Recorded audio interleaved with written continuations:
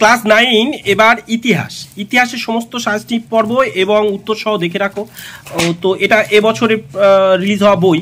তো যাই হোক, এরকম অনেক বই আছে, কিন্তু আরও আমরা এই সাজেশানের মধ্যে প্রত্যেকটা অংশ নেব, এমনকি এমসিকিউ এসিকিউ হিসাবে আসতে পারে, এমনকি বড় কোশ্চেন্সেরও সব কিছু ডিটেলস আমরা এখানে জেনে নেব।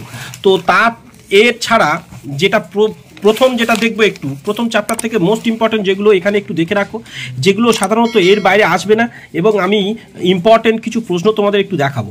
যেমন এই যে পার্টটা আছে এবং বড় কোশ্চেন্স কিছু আগে একটু বড় কোশ্চেন্সটা দেখে নাও। যেমন এখানে একটা আছে যে, লক্ষ্য করো, প্রথমত তোমাদের পড়তে পারে এই যে প্রশ্নটা একটা আছে, দেখে নাও। এখানে বলবে যে মহাদেশীয় অবরোধ ব্যবস্থা বলতে কি বোঝো, এর উদ্দেশ্য কি ছিল, এইরকমই অবরোধ ব্যবস্থা ব্যর্থ হয়েছিল কেন, বা মহাদেশীয় অবরোধ ব্যবস্থা নেপোলিয়নের পতনের জন্য কতটুকু দায়ী, সেই প্রশ্নটা এখানে করে দেওয়া আছে, সমস্ত ডিটেলস, যেটা তোমাদের মোস্ট ইম্পর্টেন্ট। এবং এছাড়াও তোমাদের যেটা পড়বে নেপোলিয়নের পতনের কারণ, যেটা মোস্ট ইম্পর্টেন্ট, এবং ফ্রান্সের পতনে নেপোলিয়ন কতটুকু দায়ী, সেটাই ওই পতনের কারণ, ওটা ঘুরিয়ে ওটাও দিতে পারে, এইভাবেই প্রশ্ন ঘুরিয়ে দেবে। আর এইটা ওই যে প্রশ্নটা এক্ষুনি দেখালাম, সেইটা এখানে হচ্ছে সেই প্রশ্নের উত্তর। আমি একটু তাড়াতাড়ি করছি। যেমন দেখো, মহাদেশীয় অবরোধ ব্যবস্থার যে এই পয়েন্টটা আছে, যেটা এর প্রথম অংশটাকে একটু দেখাই তোমাদের, যে এইখানে আছে দেখো, এই মহাদেশীয় অবরোধ ব্যবস্থার ওই বাকি অংশ শেষ, আর এখানে দেখো মহাদেশীয় অবরোধ ব্যবস্থার কারণ, এখান থেকে যেমন ফ্রান্সের এই যে শক্তি 2 নম্বর পয়েন্ট, 3 নম্বর পয়েন্ট যেমন দেওয়া আছে, এবং এইটা আমরা যাব শেষ পয়েন্ট। দেখো এইখানে যে এই যে 5 নম্বর পয়েন্ট যেটা দেওয়া আছে, এই যে 5 এবং 6, এই হচ্ছে প্রথম প্রশ্ন। এইবার এইখানে একটা প্রশ্ন আছে, এই যে ফরাসি বিপ্লব বুড়বংশ কিভাবে দায়ী বা কিছু এরকম, আর ফরাসি বিপ্লবের অর্থনৈতিক কারণ, যেটা সাধারণত আমি বই থেকে ছেলেদের বড় কোশ্চেন হিসাবে করার জন্য দিয়েছিলাম। এই যে অর্থনৈতিক কারণ, কারো দেখতে একটু অসুবিধা হলে তোমরা একটু ওই জুম করে বড় করে পিকচারটাকে দেখো। এবং আরও একটা তোমাদের দিতে পারে, যেমন ফরাসি বিপ্লবের অর্থনৈতিক কারণ, এটা তো একদম বড় কোশ্চেন 8 নম্বর হিসাবে আসতে পারে, সেই হিসাবে দেওয়া তোমাদের। এবং এইখানে যেটা আছে ফরাসি বিপ্লবের রাজনৈতিক কারণ, যেটা দেখো রাজনৈতিক কারণ, এখানে দেখো, এখানে এই রাজনৈতিক কারণ অনেক সময় আলাদা করে দিতে পারে। যদি শুধু বলে ফরাসি বিপ্লবের কারণ, তখন এর থেকে 2-3টে পয়েন্ট, ওর থেকে 2-3টে পয়েন্ট এরকম করে দিয়ে দেবে তোমরা। এবং এর পরে যেটা এই যে ফরাসি অভিজাতরা কেন রাজার বিরুদ্ধে বিদ্রোহ করেছিল, অর্থাৎ, বা এটা 2 নম্বরেও দিতে পারে, অভিজাত বিদ্রোহ কি, বা বড় কোশ্চেন অভিজাত বিদ্রোহ, যেমন এটা দিয়ে দিতে পারে। তো এটাও একটা 2-3টে পয়েন্ট, 4টে পয়েন্ট দেখে নেবে তোমরা। তো সেইটাকে দেখো এবারে। এবং তার সাথে সাথে পরের পেজে একটুখানি অংশ এখানে আছে, এইটুকু চলে যাই। আর এই যে অভিজাতদের বিদ্রোহের গুরুত্ব, এটা বলবো না। এবার এইখানে একটা পয়েন্ট আছে, এইখানে দেখো ফরাসি বিপ্লবে দার্শনিকের ভূমিকা। এই যে দার্শনিকদের ভূমিকা দেখাচ্ছি তোমাদের, ঠিক কথা, কিন্তু আমি এছাড়াও অন্য আমাদের স্টুডেন্টদের যেভাবে ছোট্ট করে, যেমন মন্তেস্কু, ভলতেয়ার, এগুলো একটু একটু করে বলতে হবে, রুশো, 3টে বললেই হবে ব্যাস। তারপর দিদেরও, তো এইগুলো দিদেরও আবার এইটা দিয়ে ছোটো কোশ্চেন্সও পড়ে। যেমন আচ্ছা, এই দার্শনিকের ভূমিকার বিষয়টা আমাদের স্টুডেন্টদেরও কিন্তু সুন্দর করে এই প্রশ্নটা আমরা লিখেছিলাম, এবং তোমাদের সেটা আমরা একটু দেখাবো। ফরাসি বিপ্লবে দার্শনিকদের ভূমিকা, যেখানে এই যে আমি একটা ছক করে দিয়েছিলাম, যেগুলো এমসিকিউ এসিকিউ হিসাবেও আসতে পারে। এই যে দার্শনিকদের ভূমিকা, মন্তেস্কু এই যে কি বই লিখেছে, তার সোজা যেটা লেখা আছে সেই সম্পর্কে একটু তথ্য তুমি দেবে। এইরকম দ্য পার্সিয়ান লেটার, সেটুকু দেওয়া আছে। ভলতেয়ার কি লিখেছেন তার সম্পর্কে, এবং প্রথম ভূমিকা হিসাবে উপরে দেবে এইটুকু অংশ দিয়ে দেবে, এইটুকু। আর তারপরে পয়েন্ট হিসাবে, এরকম করে ছক নয়, বইয়ে যে একটু আগে দেখালাম মন্তেস্কু বলে লিখে, মন্তেস্কু সম্পর্কে লিখবে যে তিনি দ্য স্পিরিট অফ লজ লিখেছেন, যেখানে তিনি এই তথ্য প্রকাশ করেছেন, এইরকম এটা বলে, এটা মন্তেস্কু সম্পর্ক, ওর মধ্যে এখান থেকে এইটুকু একটু বসিয়ে দেবে, এটা হয়ে গেল। এইবার যখন 2 নম্বর পয়েন্ট ভলতেয়ার বলে লিখবে, যে ভলতেয়ারের পার্টটুকু দেখবে ওখান থেকে। আর এখানে রুশো সম্পর্কে আরও 2 লাইন দেওয়া আছে, রুশো যখন লিখবে তার এই বইয়ে কী লেখা আছে, কী বলা হয় তাকে, এটা বলে নিয়ে তার সঙ্গে এই 2টো পয়েন্ট, এই 2টো কথা দিয়ে দেবে। এই হলো তোমাদের বড় কোশ্চেন, বা এগুলো এমসিকিউর মধ্যে এসিকিউর মধ্যে এটা দিয়ে দেয়, এটা বড় কোশ্চেন্সের কথা আসছে। এইবার তোমাদের আরও একটু যাব বড় কোশ্চেন্সের পরেও আমাদের যেটা একটু আলোচনা করার বিষয়, তো একটু তোমাদের দেখাই, প্রশ্নটাকে দেখিয়ে নিয়ে আবার যে সেখানে ফিরে যাই। ফরাসি বিপ্লবে এই যে দার্শনিকদের ভূমিকা, যেটা তোমাদের দেখাচ্ছিলাম একটু আগে, সেটা। এবং এর সাথে সাথে পরের কোশ্চেন দেখো, এই যে দার্শনিকদের ভূমিকা, এইখানে একটা আছে সংবিধান। এই যে ফরাসি সংবিধান সভার কার্যাবলী কি, এইটা খুবই পড়ে, কিন্তু এটা সংবিধান সভার কার্যাবলী অনেকেরই পড়ে।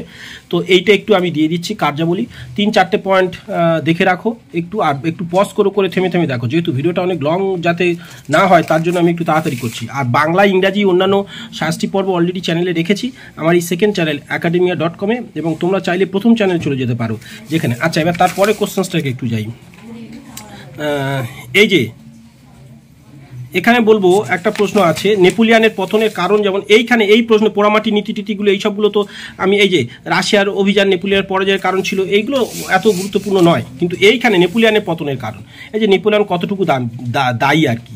তো এই যে এখানে দেখো নেপোলিয়ানের পতনের কারণগুলো যেগুলো দেওয়া আছে, এই যে 3-4টে পয়েন্ট আমি দাগ দিয়ে দিয়েছিলাম, জাস্ট স্টুডেন্টদের বলেছিলাম ওই রকমই কয়েকটা পয়েন্ট দেখে নাও। এপারে ওই স্পেনীয় ক্ষত যেটা দিয়েছিলাম, মহাদেশীয় অবরোধ ব্যবস্থা যেটা তার পতনের জন্য মুখ্য কারণ, শক্তিজোট যেটা এইরকম একটা আছে, ব্যাস এইরকমভাবেই তোমাদের পয়েন্টগুলোকে একটু দেখে রাখতে হবে। এইগুলো বড় কোশ্চেন্স। এইবার আমি তোমাদের এমসিকিউ যেগুলো বলবো এর বাইরে আসবে না, সেটাকে একটু দেখে নাও। আমি রাষ্ট্র উক্তিটি কে করেছেন, এইরকম বাকি প্রশ্নগুলো সুন্দর সুন্দর উত্তর করে দেওয়া আছে। বানান মোটামুটি ঠিক আছে, 2-1টা হয়তো, কেননা আমি বলতে থেকেছি তোমাদের মতোই তোমাদের ফ্রেন্ডসরা এরকম টুকেছে মানে এইগুলো, তো ফলে আপাতত দেখছি এখন চোখে পড়ছে না, বানান মোটামুটি ঠিক আছে। পোড়ামাটির নীতি এইসবগুলো দেখো। এখানে আমি আবার বলছি যে এইগুলোই যদি তুমি করতে থাকো না, এর বাইরে তোমার দেখতে হবে না, এগুলোই মোস্ট ইম্পর্টেন্ট। দেখে নাও প্রথম কনসাল বা সর্বোচ্চ মানানটা ভুলে আছে, সর্বোচ্চ কনসালকে নেপোলিয়ান, ঠিক আছে।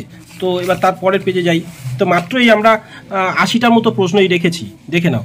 এখানে যেতে যেতে যেগুলো মোস্ট ইম্পর্টেন্ট ছিল দেখো, এই যে নেপোলিয়ানের পতনের পিছনে দায়ী ছিল না, এখানে একটা প্রশ্ন ছিল, স্পেনীয় ক্ষত না, আরও অপশানস করে দিয়ে দেবে, তাই দাক্ষিণাত্য ক্ষত আরও বিভিন্ন 3-4টে অপশান দেওয়া থাকবে, দাক্ষিণাত্য ক্ষতটা উত্তর ছিল, কিন্তু তোমরা যাই হোক ওটা একটু মনে রাখো, এগুলো প্রশ্নের ভিতর দিয়ে এসেছিল বলে ওরকমভাবে আছে। এই যে রুশ গেরিলা বাহিনী, কসাক নয় কসাক, হ্যাঁ কসাক, আবার ঘুরিয়ে দিতে পারে কসাক কি, তখন বলতে হবে রুশ গেরিলা বাহিনী, মনে আছে ওই পোড়ামাটি নীতিতে ব্যবহার করা হয়েছিল সেটা। এই যে এবার আর সমুদ্রের রানী কাকে বলা হয় এটা পরে কিন্তু, অর্থাৎ ইংল্যান্ডকে আর কি মনে রেখো। এই যে বলতে বলতে সমুদ্রের রানী ইংল্যান্ডকে, আর লবণ করকে কি বলে, গ্যাবেল। বাকি কতগুলো আইন ছিল মানে কোন নেপোলিয়ানের, 3জন কনসাল নিযুক্ত হতো সেটা দেখে নাও।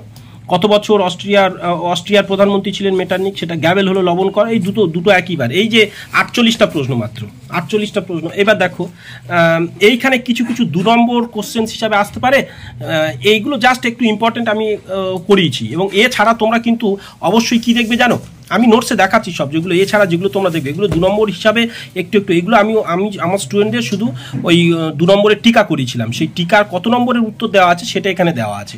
তো ফলে এটা তোমাদের আমি দেখাচ্ছি, আগে অ্যাসাইনেট কি এইসবগুলো একটু দেখে নেবে। আর তোমাদের কাছে বিশেষ করে তোমরা যে টিচারের কাছে পড়েছো, যেগুলোই করেছো সেগুলোই করো, প্রশ্নগুলো শুধু জেনে রাখো। এই আমি বিপ্লবের সন্তান, বিপ্লবের রক্ষক, বিপ্লবের ধ্বংসকারী, ফ্রান্সের বিশ্বস্ত নাগরিক, আমি সিংহাসন ত্যাগ করলাম কিন্তু আমি কিছু ছেড়ে গেলাম না, এটা কে বলতেন? তো এইগুলো নেপোলিয়ানের উদ্দেশ্যে। টাইফস কি, রাশিয়ার এক প্রকার জ্বর যেটা সাধারণত নেপোলিয়ানের সেনাদলকে বিধ্বস্ত করেছিল, সেটা নেপোলিয়ান মৃত্যু হয় কোথায় হয়েছিল? এই বেলোরফোর্ট, এই যেটা হচ্ছে মানে নেপোলিয়ানের সেই জাহাজ করে হেলেনা দ্বীপে, তাই সেন্ট হেলেনা দ্বীপে তাকে নির্বাসনে পাঠানো হয়েছিল, তার বাবার নাম, মায়ের নাম, এগুলোকে দেখবে। দ্বিতীয় ফরাসি বিপ্লব কি, এগুলো ইম্পর্টেন্ট কিছু কোশ্চেন তোমাদের দেওয়া হয়েছিল। এবার দেখো আরেকটু প্রথম দিকে ফিরে আসি। তো এইবার দেখো আমরা আমাদের একটু নোটসে আসবো। যেমন এখানে দেখো যে কিছু প্রশ্ন, যেমন একটু আগেই আমরা এগুলো করেছিলাম, তারপরে কয়েকটা বাকি ছিল, সেগুলো দেখো এখানে কোথায় হয়েছিল, এইগুলো কিন্তু মোস্ট ইম্পর্টেন্ট, সেই অংশগুলোকে একটু দেখে রাখো, এটাই। আচ্ছা, এইবার তোমাদের যেটাকে দেখবো, দেখো এইখানে দেখো এই যে আমাদের প্রশ্ন দেখতে পাচ্ছ, অভিজাতদের বিদ্রোহ কি, এগুলো প্রথম থেকে। থার্ড স্টেট কি, বুর্জোয়াজি বা বুর্জোয়াশি কি, এটা ইম্পর্টেন্ট হয়। এটা কিন্তু স্টুডেন্টরা লিখেছিল, তাদের থেকে দেওয়া আছে। যাজক সম্প্রদায় সম্পর্কে একটু লেখা, এইখানে অভিজাত, তো এটা খুব সমস্যা, শুধু পোশাকি অভিজাত কি এটা পড়তে পারে, হ্যাঁ, মানে অর্থের বিনিময়ে পূর্ববংশীয় রাজারা এক ধরনের পোশাক বিক্রি করতেন, যেটা মানে অভিজাত বলে স্বীকৃতি দেওয়া হতো, সেটা হচ্ছে পোশাকি অভিজাত তাদের বলা হতো। ওটা কিন্তু জন্মসূত্রে শুধু যে অর্জন করতো সেই, তার সন্তান বা তার পূর্বপুরুষ কিন্তু ওটা পারবে না। তো যাই হোক, এইবার এখান থেকে মোস্ট ইম্পর্টেন্ট কোশ্চেন্স, আমি রাষ্ট্রকে বলতেন, ইন্টেন্ডেন্ট কারা, অর্থলুলু নেগ্রে কারা, এগুলো ঘুরিয়ে পড়বে। ফ্রান্সে কত রকম আইন প্রচলন ছিল? 400 রকম। লোকস রেক্স কি, সাক্ষাৎ আইন। এই যে লেত্রো দা ক্যাশে আর লেত্রো দা গ্রেস, এই অঞ্চলটা তোমাদের একটু দেখাই। লেত্রো দা ক্যাশে আর লেত্রো দা গ্রেস, এই দুটোর মধ্যে একটা ছোট কোশ্চেন হিসাবে দিয়ে দেয়। তো ওয়েলথ অফ নেশনস গ্রন্থটি কার লেখা? এই বাকিগুলো অর্থনীতি জাদুঘর কাকে বলা হয়, মানে জাদুকর কাকে? এই যে অ্যাডাম স্মিথ কে বলেছেন ফ্রান্সকে আর কি, ওটা। এই যে বাকি কোশ্চেন্সগুলো এখানে একটু দেখো, এখানে কিছু প্রশ্ন। এই যে তার স্ত্রীর নাম কি, পুত্রের নাম কি? দৌপিন কিন্তু এখানে দেওয়া নেই, হ্যাঁ, মানে সরোজলুইয়ের। তার কতজন দাসী ছিল? 500। ছেলের নাম কিন্তু দৌপিন, মনে রেখো। আর কবে সরোজলুইয়ের মৃত্যুদণ্ড হয়, কিসে? গিলোটিন যন্ত্রে, সেগুলো মনে রাখবে। তো দেখো এইখানে কিন্তু কর বিভিন্ন করের মধ্যে একটা 100% দেবে, আমি তার সংক্ষিপ্ত পাশে লিখে রেখেছি আর ছোট্ট করে সূত্র লিখে রেখেছি। টাইল বা তাই বা তৃতীয় সম্প্রদায়, টা ত্রি মানে তৃতীয় সম্প্রদায়। এইভাবে কাউথ ক্যাপিতাশয় আর উৎপাদন ক্যাউথ, এটা যে ভ্যান্তা, এই যে ভ্যান্তিয়াম আর স্থাবর ভ্যাস্তা। তো এইরকমভাবে লিখে করে করে এখানে একটা সূত্র বানিয়েছি, যে সূত্রটা হচ্ছে তাত্রিকাউথ ভ্যাস্তা গেল কবে, এই মতো টাচাদ্রজিমের বেগম লিম্রবি সভা সৌৎপল গেল। অর্থাৎ বলছি তাত্রিকাউথ বলতে একটা ব্যক্তি যে বেড়াতে পছন্দ করে, ভ্যাস্তায় বেড়াতে গেছে, আর যেহেতু তার প্রতিবেশী সেও তার একটু এই নিয়ে অভিমান হয় যে ও যেতে পারছে আমি যাব না। তা এই মতো টাচাদ্রজিম বলে এক ব্যক্তি, তার স্ত্রী মানে বেগম, এটা বাগম মানে গমের উপর এই যে এখানে আছে না, এই যে বেগাস্ট্রোম করভি এইসবগুলো গম বা চার্চকে দেওয়া কর, এই যে বাগম অর্থাৎ কি বানালি গম জবের উপর হয় না, সেরকম করে দেওয়া। আর লিম্রবি সভা অর্থাৎ টাচাদ্রজিমের স্ত্রী লিম্রবি সভা, লিম্রবি বলতে এখানে দেওয়া আছে লদে ভত, আর মৃ বলতে মৃত্যু বা এইসবের উপর, এইগুলো শর্ট টিপস করে দেওয়া আছে। এই টেনিস কোর্টের শপথ বা বুর্জোয়া বিপ্লব কি, এটা কিন্তু খুব সুন্দর তোমাদের কিন্তু পড়বে পরীক্ষায়, এবং তার সুন্দর করে এখানে টিকা দেওয়া আছে। এই টেনিস কোর্টের শপথকে বুর্জোয়া বিপ্লব বলা হয়, সেটা মনে রেখো, ঘুরিয়ে দিতে পারে। এইবার বাস্তিল দুর্গের পতন, কিন্তু পতন কি সেটা তো পড়বে, তাছাড়া তোমাদের দেখে নিতে হবে বাস্তিল দুর্গের পতনের গুরুত্ব কিন্তু পড়বে, এটা মনে রেখো। তখন কিন্তু এটা নয় মানে এই পতনের জন্য অর্থাৎ কি পরিবর্তন এসেছিল সেটা, এই 1991 সংবিধান তার বাকি অংশটুকু দেখো, এবং সংবিধানে কটা কি প্রদেশ কি ঘোষণা করা হয়েছিল তখন সেগুলো, পাতেত কি এটা যেমন দেখো, রাজা ষোড়শ লুইয়ের মৃত্যুদণ্ড হয়, মৃত্যু হয় কিভাবে সেটা এখানে দেওয়া আছে। দ্বিতীয় ফরাসি বিপ্লব কি যেমন আমাদের নোটসে দেওয়া আছে, এই দেখো। আর এইখানে বাকি কিছু কিছু প্রথম অধ্যায়তে কিছু কিছু প্রশ্ন এখানে সুন্দর করে দেওয়া আছে। দৌপিন, এই যে বললাম না তার ছেলের নাম দৌপিন, ফরাসি বিপ্লবের আদর্শ, এটা খুব পড়ে। আর ফ্রান্সের রাজপ্রাসাদকে কি বলে, টুইলাইডিস রাজপ্রাসাদ। হ্যাঁ, ডক্টর গিলোটিন আবিষ্কার করেছিলেন। পরবর্তীকালে জানো এই যে রোবসপিয়ারের জন্যই কিন্তু এই গিলোটিন যন্ত্রটা আবিষ্কার হয়েছে, আর পরে রোবসপিয়ারকেই কিন্তু এই যন্ত্রে ফাঁসি দেওয়া হয়েছিল। তো যাই হোক, অস্ট্রিয়ার রাজকন্যা মানে মেরি আন্তোয়ানেত অথবা আবার ষোড়শ লুইয়ের স্ত্রী কিন্তু এটা। তো পরের পেজে চলে যাচ্ছি, দেখো এইখান থেকে কিছু পাদুয়ার ঘোষণাপত্র, পিনসিলেশন, এটা দেখো ঘোষণাপত্র, ব্রান্সুইক ঘোষণাপত্র, সেপ্টেম্বর হত্যাকাণ্ড কি, হ্যাঁ বাকিগুলো রোবসপিয়ারের মৃত্যু হয় কবে সেখানে দেওয়া আছে, প্রথম শক্তিজোট কারা কারা, শ্বেত সন্ত্রাস, লাল সন্ত্রাস যেগুলো আমাদের নোটসে আছে এখন দেখো, এগুলো খুব ইম্পর্টেন্ট পড়ে কিন্তু। জ্যাকোবিন কারা, এইটা টিকা পড়তে পারে, টিপু সুলতান ও জ্যাকোবিন দল মনে রেখো কিন্তু। এই যে আমার মৃত্যুর পর ফ্রান্সের প্রলয় নামবে, পঞ্চদশ লুই বলতেন, এগুলো দেখো। এখানে কিছু কিছু প্রশ্ন, যেমন একটু আগে তোমাদের দেখালাম এখানে জুলাই বিপ্লব কোনটা কি, এইখানে যেমন দেখো এই যে দ্বিতীয় অধ্যায় থেকে তার মায়ের নাম কি, বাবার নাম কি, কত বছর বয়সে কি হয়েছিল, সেগুলো সব সুন্দর করে এখানে দেওয়া আছে।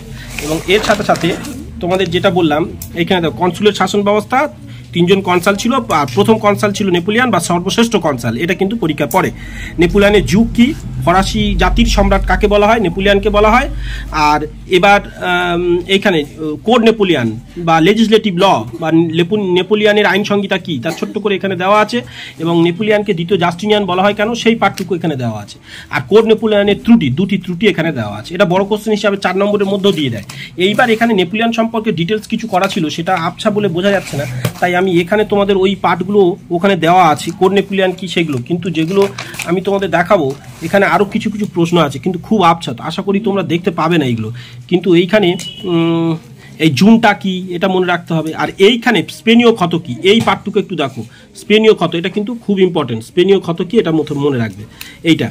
এবার এইখানে দেখো স্পেনীয় ক্ষত একটু আগে কিছু কিছু প্রশ্ন আছে, তো এটা বোঝা যাচ্ছে না, তাই আমি যেখানে পড়ার বিষয় সেটা আমি একটু যাচ্ছি।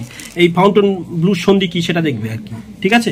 আচ্ছা এইখানে দেখো আর একটা হচ্ছে আমি বলে দিই মহাদেশীয় ব্যবস্থা কি, কোড নেপোলিয়ান কি। মহাদেশীয় ব্যবস্থা এইখানে এই যে যেমন কোড নেপোলিয়ান তো একটু আগে বলেছি, সেটা এখানে লিখে রেখেছে আমাদের স্টুডেন্টরা, যে 19 শতকের প্রথম পর্বে ইংল্যান্ড ফ্রান্স ছিল পরস্পর প্রতিদ্বন্দ্বী দুই দেশ, আর নীলনদের যুদ্ধ এবং ট্রাফালগারের যুদ্ধে মানে নেপোলিয়ান ইংল্যান্ডের কাছে পরাজিত বুঝেছিলেন যে ইংল্যান্ডকে নৌযুদ্ধে পরাজয় করা সম্ভব নয়, তাই ইংল্যান্ডকে জব্দ করতে সে যে অবরোধ নীতি গ্রহণ করেছিল তাকে বলে মহাদেশীয় অবরোধ ব্যবস্থা। এই অনুযায়ী তিনি ঘোষণা করেছিলেন দুটো, যে ইউরোপের কোনো বন্দরে যেন ব্রিটিশ জাহাজ ঢুকতে না পারে, আর ইংল্যান্ডে কোনো দেশ বাণিজ্যিক মানে ইংল্যান্ডের সাথে কোনো দেশ বাণিজ্যিক সম্পর্ক রাখতে পারবে না। এটা বড় কোশ্চেন, আগে তোমাদের দেখিয়েছি। আর শত দিবসের রাজত্ব কি এইটা, ওই যে নেপোলিয়ান 10 মাস এলবা দ্বীপে নির্বাসন কাটিয়ে 1815 খ্রিস্টাব্দে 1 মার্চ হঠাৎ ফ্রান্সে ফিরে এলে ফ্রান্সের রাজা ষোড়শ লুই ফ্রান্সের সিংহাসন ছেড়ে পালিয়ে যান ওই ইংল্যান্ডে।